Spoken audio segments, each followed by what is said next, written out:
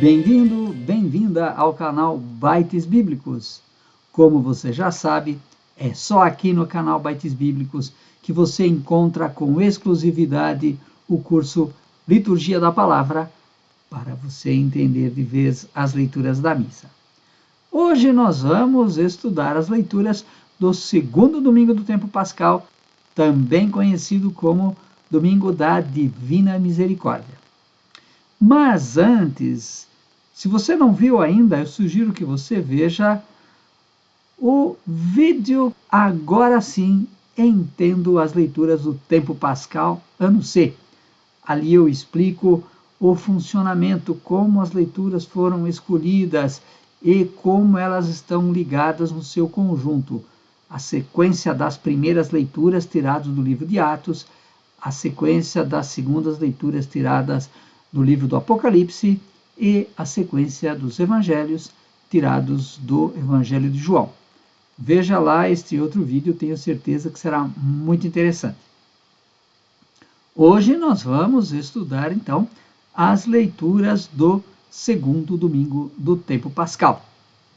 Não se esqueça de dar o seu joinha, inscreva-se no canal, marque o sininho para receber notificações e considere a possibilidade de colaborar com o nosso canal com um depósito nesta chave Pix, quanto você puder, quanto você quiser, para que o nosso trabalho continue.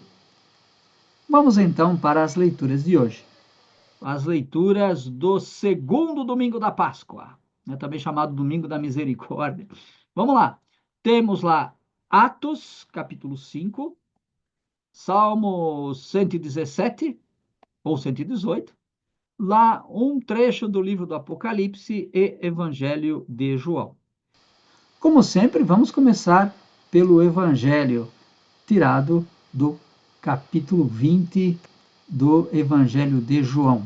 O trecho de hoje tem 3 partes, que é capítulo 19 a 23, Jesus que aparece aos discípulos e concede o dom do Espírito Santo. A segunda parte é a aparição a Tomé, e a terceira parte do Evangelho de hoje é a primeira conclusão. Nós temos que estudar o Evangelho de João começando pela primeira conclusão.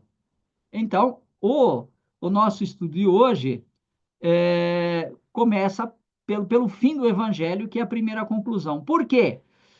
Porque é na primeira conclusão que está a finalidade do Evangelho inteiro.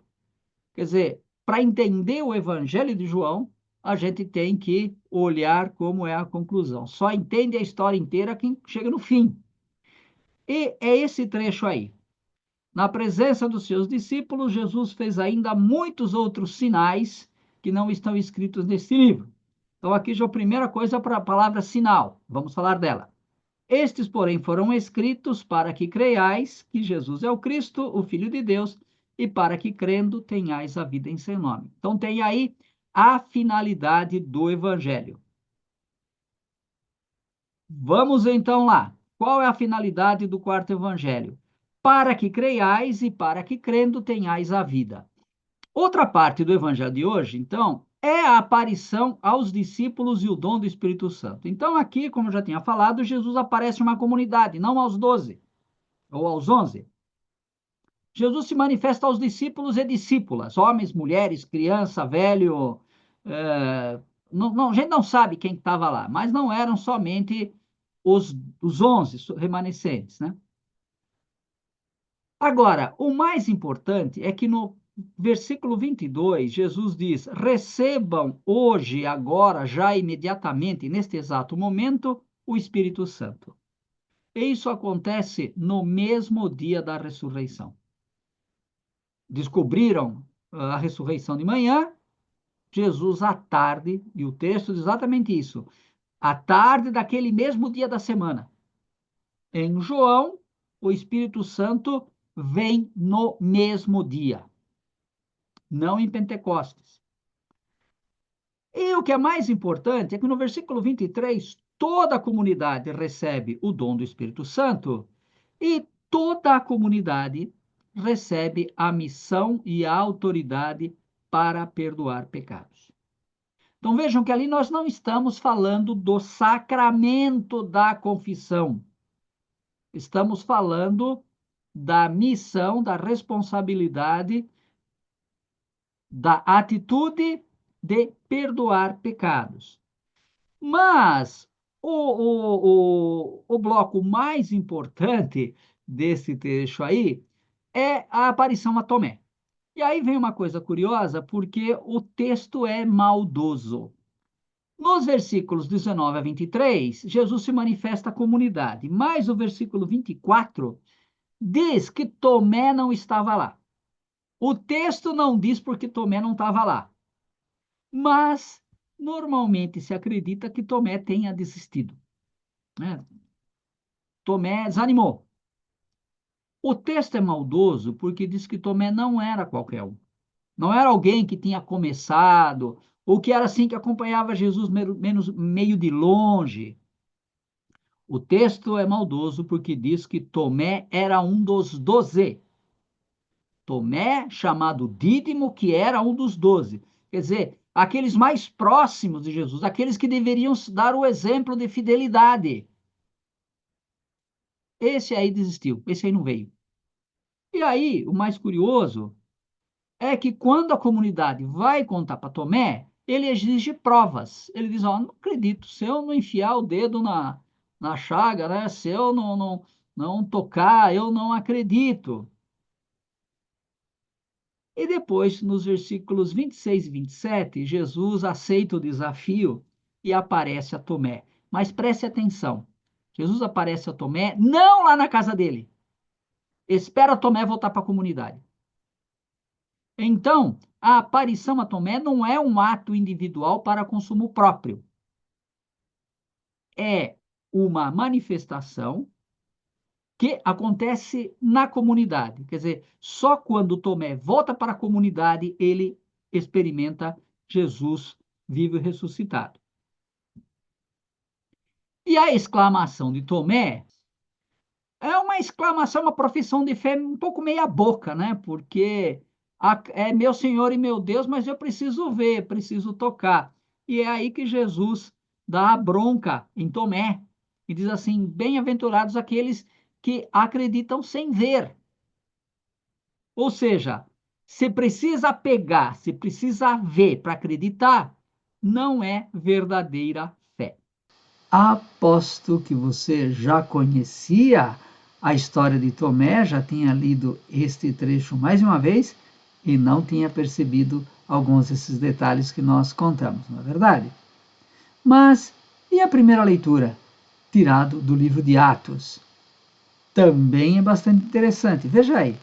O que nós temos aí? O pano de fundo de Atos dos Apóstolos é a irresistível marcha da palavra. Quer dizer, o evangelho que vai rompendo barreiras, derrotando todas as adversidades.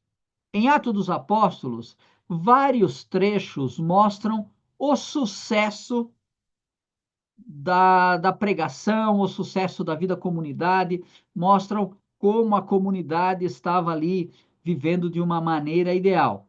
Então, nós temos isso aí muito marcado nos sumários. Considera-se que sejam 3 os sumários importantes em Atos dos Apóstolos. O primeiro está lá no capítulo 2, fala da vida comunitária. O segundo está no capítulo 4, continua falando da vida comunitária, mas agora a comunhão de bens na comunidade de Jerusalém. E o trecho de hoje, o sucesso da pregação dos apóstolos em 2 aspectos. O primeiro deles, as curas. Então, nós temos lá um fragmento que fala de curas, que é o início e o fim do evangelho de hoje, que está em caracteres normais. E depois aquele miolo lá que está em itálicos, que fala de muitas conversões. A pregação dos apóstolos é bem sucedida em 2 áreas, nas curas e nas conversões, e por isso ele mescla as 2.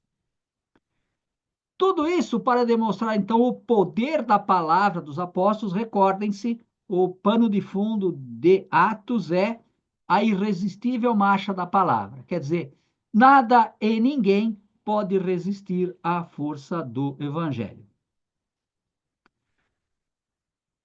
Vamos então falar das curas, deixando de lado os muitos que se converteram. A palavra dos apóstolos opera milagres. Da mesma maneira como Jesus fez milagres no Evangelho, os apóstolos agora fazem. Mas o trecho de hoje dá destaque à figura de Pedro.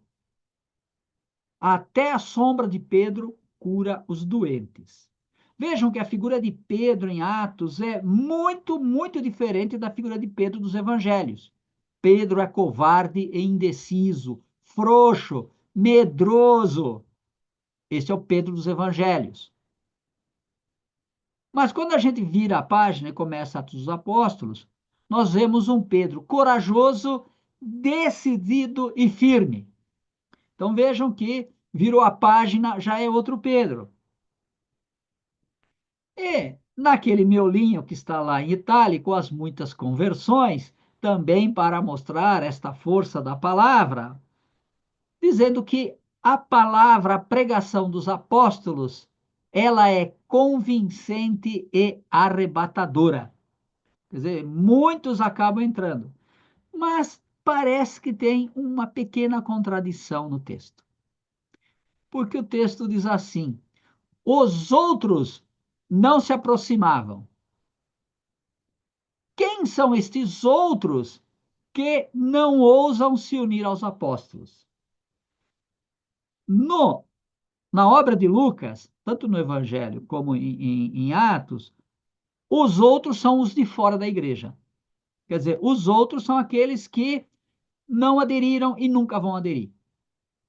No máximo querem apenas algum milagre, mas não têm menor interesse em fazer parte da comunidade. Estes que nunca aderiram e nunca vão aderir são os outros. O salmo de hoje é o mesmo de domingo passado, lá do primeiro domingo da Páscoa, mas com alguns versículos diferentes. Então, complete aquilo que nós falaremos agora com aquilo que já tínhamos comentado domingo passado. Confiram lá nos vídeos que nós deixamos gravado, o vídeo para o domingo de Páscoa, e lá tem esta afirmação, que é um canto ligado à festa de Sukkot, festa das tendas. Por uma semana, o judeu saía de sua casa, acampava ao redor de Jerusalém e morava ali em tendas, em barracas. Por isso que é chamado festa das tendas, das cabanas. E ao longo da semana tinha vários ritos a se cumprir em Jerusalém e no templo. E este salmo, o que tudo indica, é ligado a esta festa. É um canto para vários momentos desta festa aí de Sukkot. É o mesmo salmo do domingo de Páscoa, mas com alguns versículos diferentes. Vamos ver rapidamente, ó. Nos versículos 25 a 27, nós temos aí um diálogo entre os peregrinos e os levitas, que é o pessoal de trabalho do templo. Olha só como que é este diálogo. E já aviso, algumas frases nós lemos no Domingo de Ramos, porque algumas frases são repetidas lá na entrada messiânica de Jesus em Jerusalém. Olha só. Versículo 25. Os peregrinos que participam da festa fazem um pedido: dá-nos a salvação, que em hebraico é esse negócio aqui, ó, Hoshiana. E daí vem o nosso Hosana. Então, Hosana não é glória a Deus. Hosana não é a mesma coisa que aleluia. Hosana é salva-nos, dá-nos a salvação. No versículo 26, nós temos a resposta dos levitas em forma de bênção ou de bendição. O peregrino que está chegando é bendito. Agora prestem atenção, né? O trecho diz assim: bendito em nome do Senhor o que vem.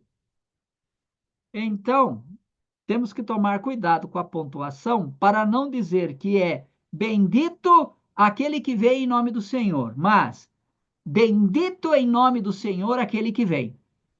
Quer dizer, é uma bênção de Deus para quem vem. E não bendito o que vem em nome do Senhor. E depois os levitas ainda dizem: desde a casa do Senhor vos bendizemos. O templo é a fonte da bênção. Os peregrinos chegam e dizem: Senhor, salva-nos. Os levitas dizem: bendito em nome do Senhor, vocês que estão chegando. Desde a casa do Senhor nós estamos dando a bênção. E aí a réplica dos peregrinos, né? O Senhor nosso Deus nos ilumina. Sim, é verdade, o Senhor nos abençoa e nos ilumina. Mas, prestem atenção, o lecionário não traduz o Senhor Deus nos ilumina, mas traduz como um pedido, que o Senhor e nosso Deus nos ilumine. A segunda leitura é tirada do livro do Apocalipse. E é sempre bom recordar que a palavra Apocalipse significa revelação. Apocalipse não significa catástrofe, destruição, fim do mundo. Isso aí é uma compreensão errada do que é o livro do Apocalipse. Que, aliás, o livro do Apocalipse de João não é o único Apocalipse que existe no mundo, dentro e fora da Bíblia, existem vários outros, mas se nós resumirmos a mensagem de todos, a mensagem é uma só: não tenha medo. É um convite à esperança, como nós veremos agora na segunda leitura. Primeiro, diz assim, né? Eu, João. E a gente pergunta, mas qual João? Além de ter vários, de qual João estamos falando? Não é o discípulo amado, tá? O discípulo amado é outro personagem. Embora uma tradição muito antiga tenha identificado João com o discípulo amado, não são a mesma pessoa. Não são. Vamos falar disso oportunamente. Agora, esse cara, então, em primeiro lugar, eu, João, se chamava João? Pode ser que sim, pode ser que não. Eu prefiro dizer que não, que é autoria falsificada, pseudonímia. E diz assim: fui levado a Patmos pela palavra de Deus. Se ele não diz quem ele é, vocês acham que ele vai dizer onde está? Eu também acho que isso aí, esse Patmos é também só para enganar trouxa. Tá? Agora, nós temos esta frase aí, por causa da palavra de Deus. E aí tem várias possibilidades. Alguns acham que ele foi para lá prisioneiro. Então ele foi levado como prisioneiro para Patmos. Pode ser, pode ser. Ou foi fugindo, né? Viu que a coisa não tava muito bem, fugiu para Patmos. Mas ele pode ter ido também em missão. Foi para Patmos em missão. Supondo que ele tenha ido para Patmos. Nos versículos 10 e o início do versículo 11, ele diz assim que foi arrebatado numa visão e que apareceu lá alguém e diz: escreve num livro. Isto é um recurso típico da literatura apocalíptica.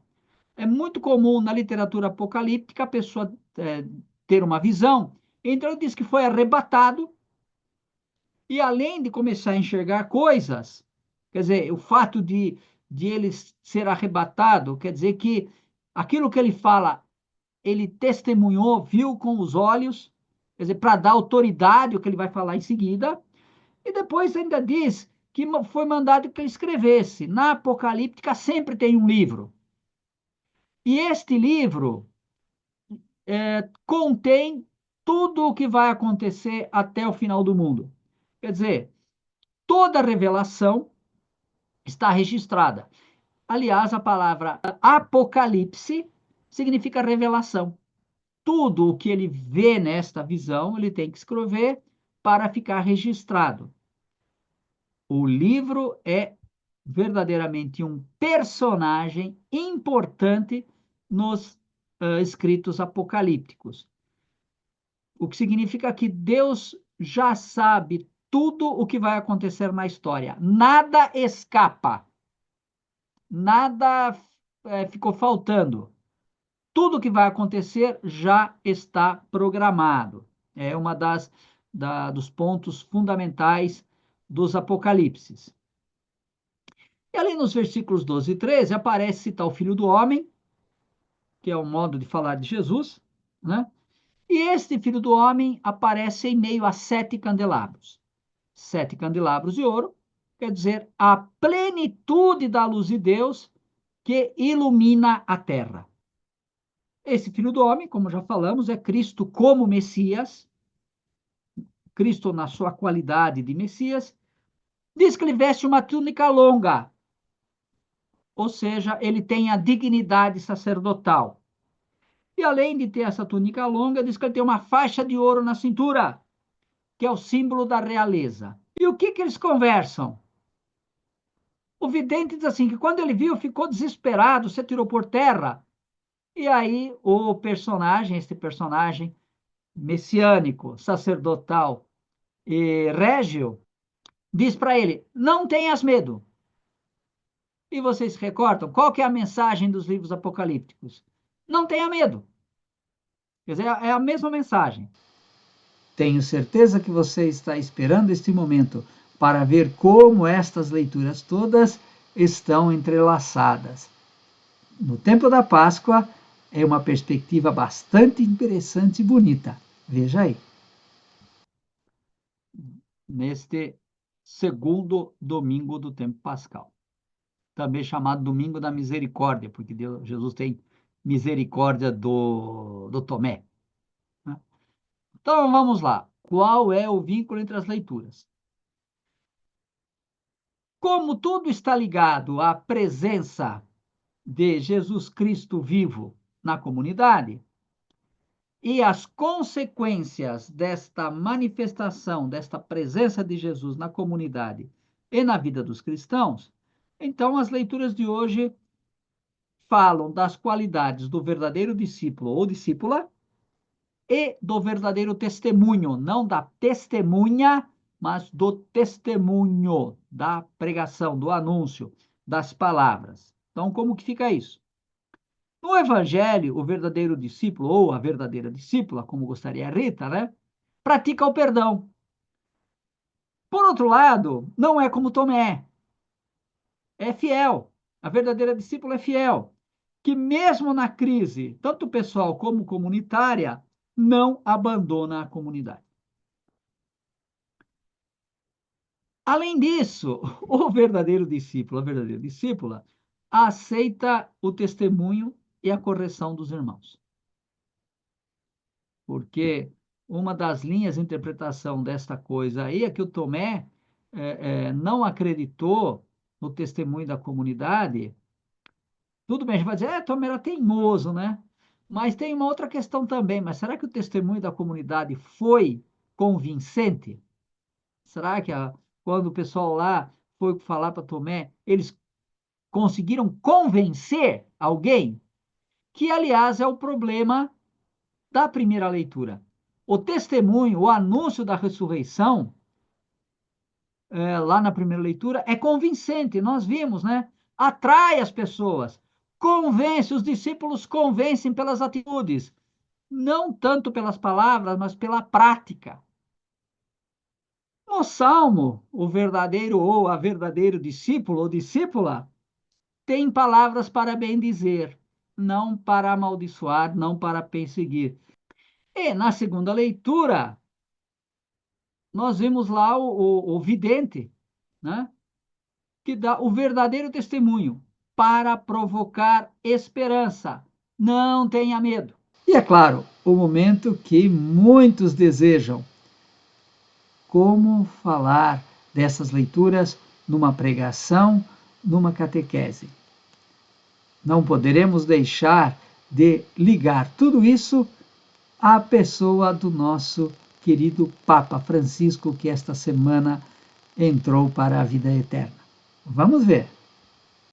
Eu confesso que eu estava preparando essa parte aqui hoje de manhã e não pude deixar de pensar no Papa Francisco. Tudo bem, até domingo já vamos ter rezado bastante missa, mas é inevitável que a gente, na missa do final de semana, fale de novo do Papa Francisco como testemunho de esperança. Nas palavras e nas atitudes do Papa Francisco, a gente enxerga Cristo ressuscitado. Tudo bem, vai ter gente que vai enxergar o demônio, mas não é para esses que eu acho que eu estou falando. Eu prefiro dizer que aqui todos nós reconhecemos que o Papa Francisco, é, nas suas atitudes, nas suas palavras, era um testemunho vivo de Cristo ressuscitado. Com todas as suas limitações, até com alguns pecados, com as suas, é, é, é, com os seus erros do passado ou presente, isso não interessa, faz parte também da nossa natureza humana. E aí então vem aquela história, né? O testemunho da comunidade não convenceu Tomé. O testemunho do Papa Francisco, veja só que coisa estranha, convenceu até não católicos. E foi uma coisa muito, um impacto muito grande, né?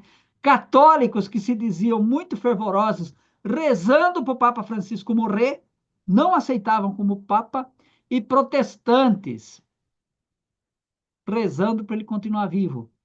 E até não cristãos, né? Reconhecendo no Papa Francisco uma pessoa iluminada, uma pessoa de Deus. Na primeira leitura, os apóstolos tinham palavras e ações que traziam vida. E aí nós vimos o Papa Francisco, em todo o seu pontificado, lutando pela vida dos marginalizados, dos migrantes, pela vida do planeta, lá na questão da ecologia. No Salmo, nós temos lá a bênção, né, aos peregrinos na festa de Sucote. E aí, de novo, o Papa Francisco, né, sempre acolheu, sempre deu bênção, até mesmo aos não cristãos, sem fazer diferença de pessoas. Na segunda leitura, nós temos lá o vidente, que deve escrever aquelas palavras de encorajamento. E aí, de novo, lá, o Papa Francisco escreveu e praticou palavras de esperança. Tanto que o ano santo de 2025, nós somos peregrinos da esperança. Tá? Infelizmente, nós temos alguns católicos que, além de não aceitar o Papa Francisco, ainda desejavam a morte dele. E aí, então, a gente perguntar, será que eles são ainda católicos? Será que eles são ainda cristãos? Como pode um cristão desejar a morte de outra pessoa? E mais, como pode um católico desejar a morte do Papa? Espero que você tenha gostado do nosso encontro de hoje e que a mensagem de esperança, tanto dessas leituras como do Papa Francisco, possa te encorajar ao longo de todo este tempo da Páscoa. E como sempre, não se esqueça de deixar o seu joinha, deixar o seu like, inscreva-se no canal, marque o sininho para receber notificações, deixe o seu comentário, o que gostou, o que não gostou, e compartilhe este vídeo para que mais pessoas possam saborear as delícias da Palavra de Deus. E colabore com o nosso canal por meio de um depósito nesta chave Pix, com quanto você puder, quanto você quiser, para que o nosso trabalho continue. Tenha uma boa celebração do Domingo da Divina Misericórdia e que você possa experimentar Cristo vivo, presente e atuante na sua vida e na vida da sua comunidade. Boa continuação de Páscoa!